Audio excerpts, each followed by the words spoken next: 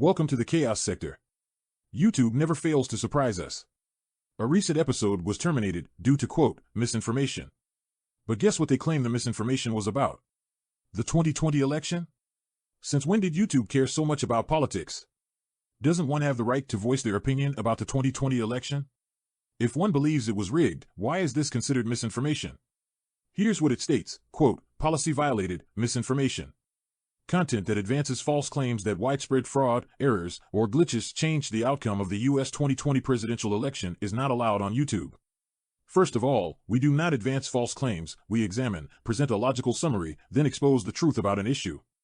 Second of all, YouTube can't determine what's a false claim, because they are just a social media platform, not fact-checkers, not political analysts, not directly involved with elections, not election officials, not members of Congress, not members of a Supreme Court, so they have no reason for injecting themselves into a political issue regarding one's opinion, or theory, about an election. Isn't this their opinion? Now we're policing opinions? Really, YouTube? Wow. But that very episode was recently reinstated. Now there are three options as to why it was even terminated in the first place. 1. It could have been YouTube staff who so-called reviewed the content and determined it was misinformation. 2. A government agency viewed that episode and reported to YouTube. Or, it was someone who viewed the content and didn't agree with our analysis and reported it to YouTube. Nevertheless, that episode being reinstated is appreciated, mainly for the sake of our audience, nothing more. I know what this was, a warning. If you continue to expose key issues politically, or even global political issues, the Chaos Sector news station will be terminated. The reason we know this is shadow banning and subtle censorship is the claim of misinformation regarding the 2020 election from our episode did not warrant the same concern from this video right here. Now the title of this video reads, Caught, surveillance footage shows GA poll workers scanning the same batch of ballots multiple times. It was uploaded December 22, 2020 by a channel named Donald Trump. This channel has 2.6 million subscribers and is also a verified channel. The mystery here is that this particular video is literally claiming the 2020 election was rigged by examining the surveillance in State Farm's arena. But if you notice the election information panel, the text block in blue, it clearly states, robust safeguards help ensure the integrity of election results.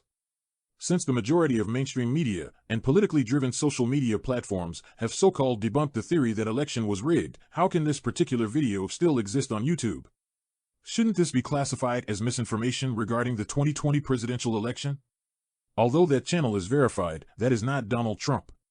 The funny thing is, if it were, not only would his video be taken down, but the entire channel would be terminated, similar to his Twitter account, right? So there is an anomaly as to who this really is. It is verified, which gives the impression that it's really Donald Trump. But that contradicts itself, based on how he has been censored. Nevertheless, the content itself is the issue, in regards to YouTube's 2020 presidential election results policies. Once again, the policies are, content that advances false claims of widespread fraud, errors, glitches, changed the outcome of the U.S. 2020 presidential election, is not allowed on YouTube. What? So let me guess, a channel claimed to be Donald Trump, with 2.6 million subscribers, can upload content advancing those very so-called false claims?